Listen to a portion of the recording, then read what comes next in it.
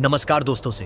Hallelujah से एक ऐसा इंसान जिसके शब्दों से मुर्दे जिंदा हुए, एक ऐसा इंसान जिससे परमेश्वर ने खुद बात की, जिसे एक घाटी में ले जाया गया जहां सिर्फ सूखी हड्डियां थीं।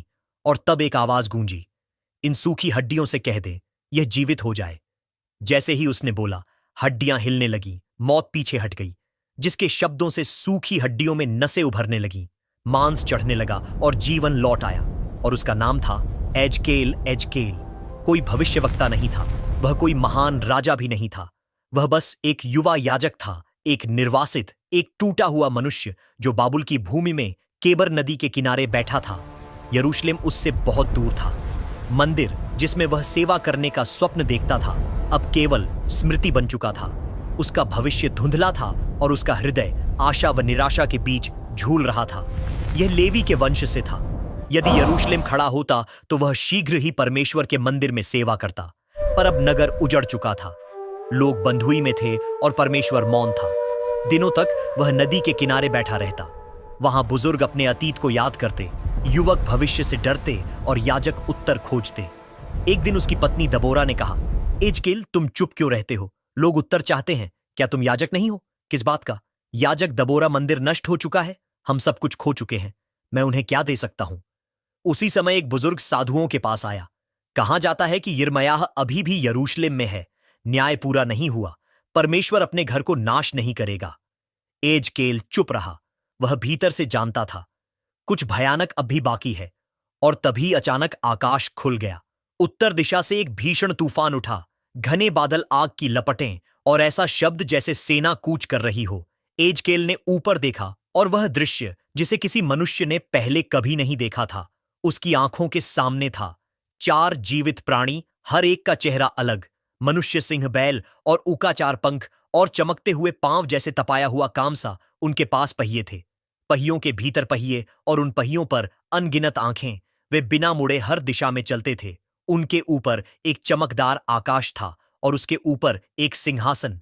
सिंहासन पर एक मनुष्य के समान आकृति, आग के समान चमकती हुई, और उसके चारों ओर मेघनुष वाचा का चिन्ह। एजकेल भूमि पर गिर पड़ा। उसका शरीर कांप रहा था। तभी वह आवाज फिर आई, हे मनुष्य का पुत्र, खड़ा हो, मैं तुझसे बातें करूंगा।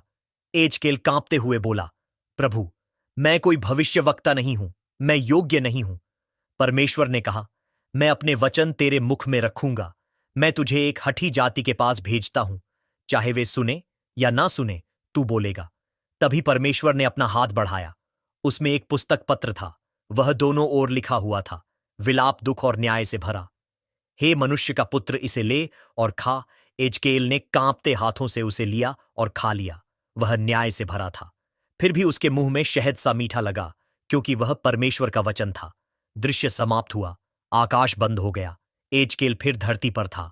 दबोरा और साधुक उसे घूर रहे थे। तुमने क्या देखा? मैंने प्रभु को देखा और उसने मुझे भेजा है।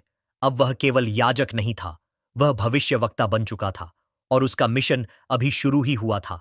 एजकेल अब चुप नहीं रह सकता था।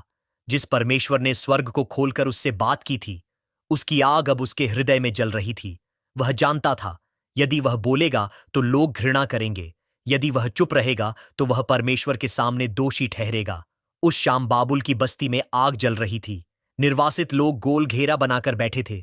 कुछ बीते दिनों की बातें कर रहे थे, कुछ यरूशलेम की दीवारों को याद कर रहे थे, और कुछ अब भी यही मान रहे थे कि यह बंधुआई थोड़े समय की है। तभी एजकेल आगे बढ़ा। उसकी आंखों में भय नहीं था, बस एक भारी सच्चाई। हे इज़राइल के घराने, उसने ऊंचे स्वर में कहा, प्रभु यहोवा ने मुझसे कहा है, तुम्हारा नगर नष्ट होगा, मंदिर अपवित्र किया जाएगा। तलवार, अकाल और महामारी आएंगी, क्योंकि तुमने वाचा को तोड़ा है। एक सन्नाटा छा गया, फिर फुसफुसाहट और फिर क्रोध साधोक खड़ा हुआ। यह झूठ है। परमेश्वर अपने ही घर को कैसे नष्ट कर सकता है? क्या उसने दाऊद से वादा नहीं किया था? कुछ लोग हिले, कुछ डरे, कुछ ने यिर्मयाह का नाम लिया। उसने भी यही कहा था। एजकेल समझ गया, शब्द पर्याप्त नहीं होंगे, और तभी प्रभु का वचन उसके पास आया, तू केवल बोलेगा नहीं, तू चिन्ह दिखाएगा। अगली सुबह लोग चौंक गए।